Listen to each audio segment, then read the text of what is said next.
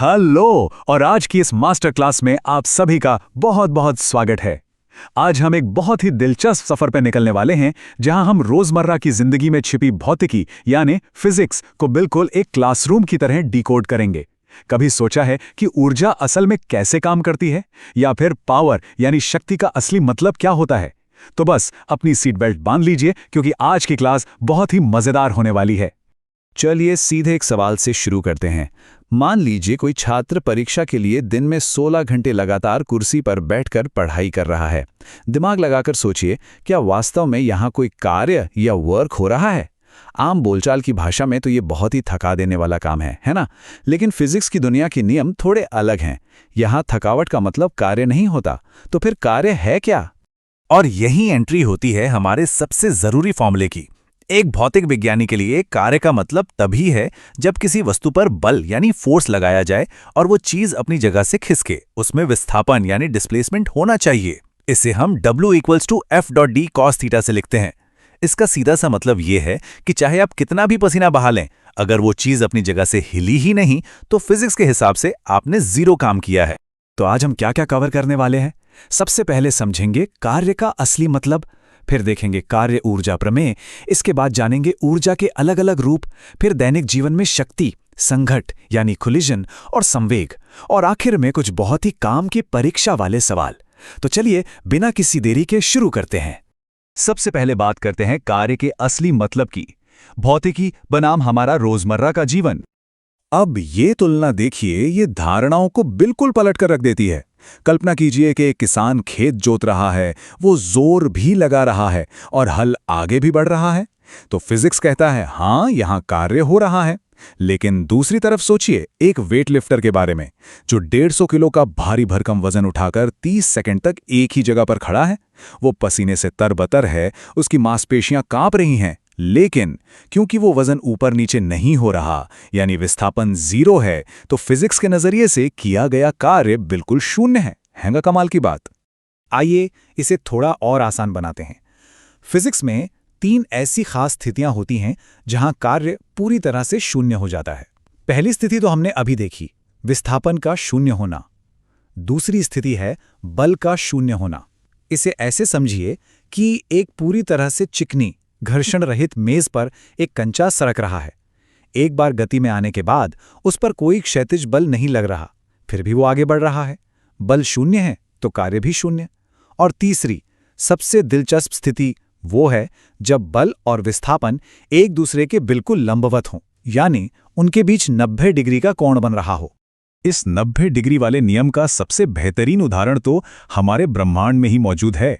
पृथ्वी के चारों ओर चक्कर लगाता हुआ हमारा चंद्रमा। गुरुत्वाकर्षण बल चंद्रमा को पृथ्वी की ओर खींचता है, लेकिन चंद्रमा की गति उसके ठीक 90 डिग्री पर होती है। अब चूंकि cos 90 की वैल्यू शून्य होती है, इसलिए पृथ्वी का गुरुत्वाकर्षण बल चंद्रमा पर शून्य कार्य करता है। और हाँ, ये सवाल परीक्षाओं में अक्सर पूछा जाता है, तो इसे जरूर याद रखिएगा। चलिए आगे बढ़ते हैं हमारे दूसरे अहम पड़ाव की ओर, जो है कार्य ऊर्जा प्रमेय यानी वर्क एनर्जी थ्योरम। यह थ्योरम बल और गति के बीच का सबसे बड़ा पुल है। आसान शब्दों में कहें तो जब आप किसी वस्तु पर कुछ भौतिक कार्य करते हैं तो आपकी वो मेहनत बेकार नहीं जाती, वो सीधे उस वस्तु की गतिज ऊर्जा यानी उसकी काइनेटिक एनर्जी में बदल जाती है। मतलब आपने जितना काम किया, गति में उतना ही बदलाव आया। अब जरा इस डेटा पर गौर कीजिए। यहाँ गणित सच में वास्तविक दुनिया से जुड़ रहा है। एक 2000 किलो की कार में सबसे ज्यादा ऊर्जा है जो समझ में आता है, लेकिन एक छोटी सी बंदूक की गोली और एक गिरते हुए पत्थर की तुलना करके देखिए।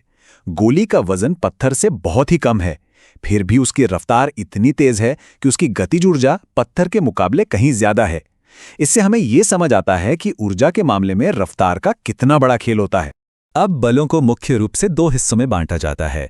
पहले होते हैं संरक्षी बल यानी कंजर्वेटिव फोर्सेस, जैसे गुरुत्वाकर्षण।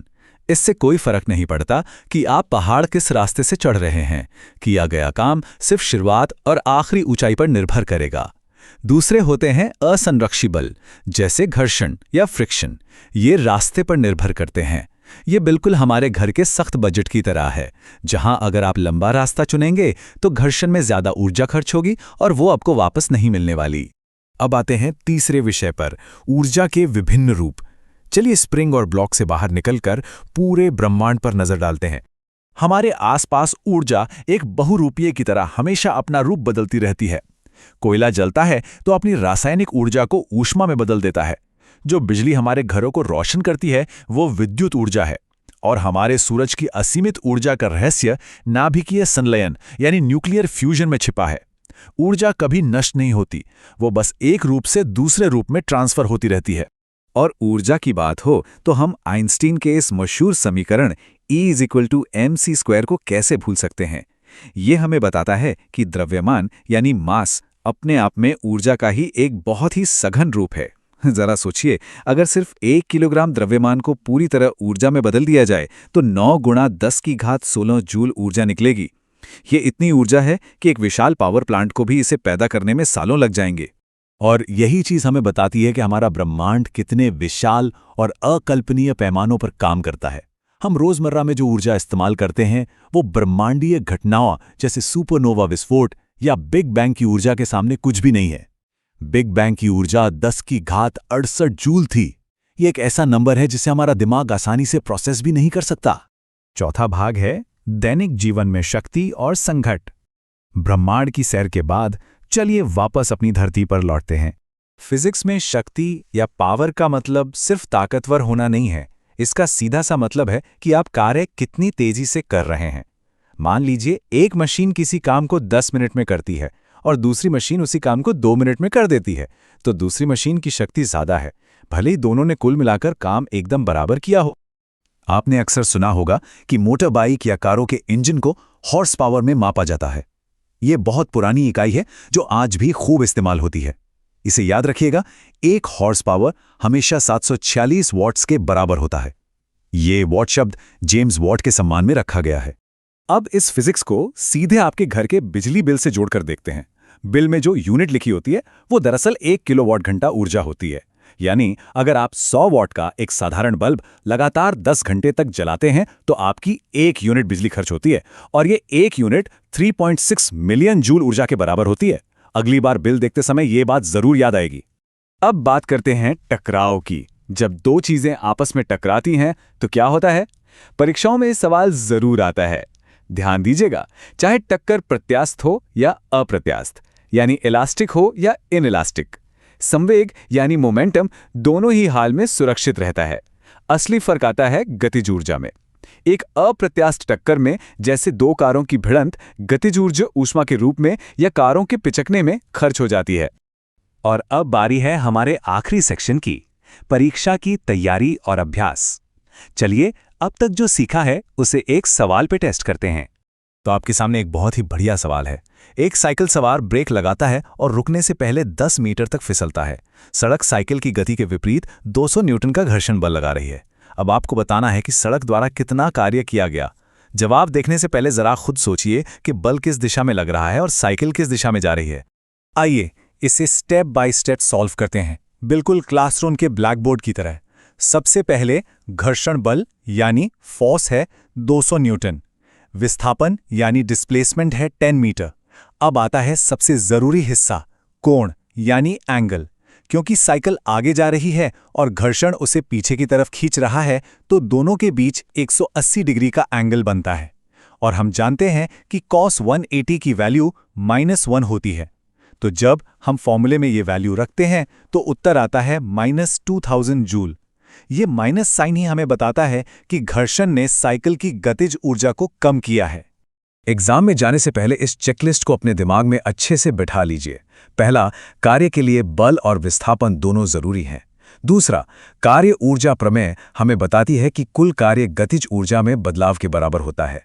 तीसरा, संरक्षी बल रास्ते की परवाह नहीं करते, वो सिर्फ शुरुआत और अंत देखते हैं। और चौथा, टकराव चाहे कैसा भी हो, संवेग हमेशा संरक्षित रहता है। अगर ये बातें याद रहीं तो एग्जाम का कोई भी सवाल आपको भटका नहीं पाएगा। तो आज हमने बुनियादी फॉर्मूलों से लेकर ब्रह्मांड की अपार ऊर्जाओं तक का शानदार सफर तय किया। फिजिक्स की यही खूबसूरती है कि ये हमारे आसपास होने वाली हर छोटी बड़ी घटना की सटीक व्याख्या करता है। तो अगली बार जब आप कोई भारी बैग लेकर बिल्कुल स्थिर खड़े हों और आपको थकान महसूस हो रही हो, तो एक पल के लिए खुद से जरूर पूछिएगा, क्या फिजिक्स की नज़र में आप सच में कोई कार्य कर रहे हैं? इसी दिलचस्प सवाल के साथ आज की ये मास्टर क्लास यहीं खत्म होती है। सीखते रहिए और दुनिया को फिजिक्स के नज़रिए से देखते रहिए।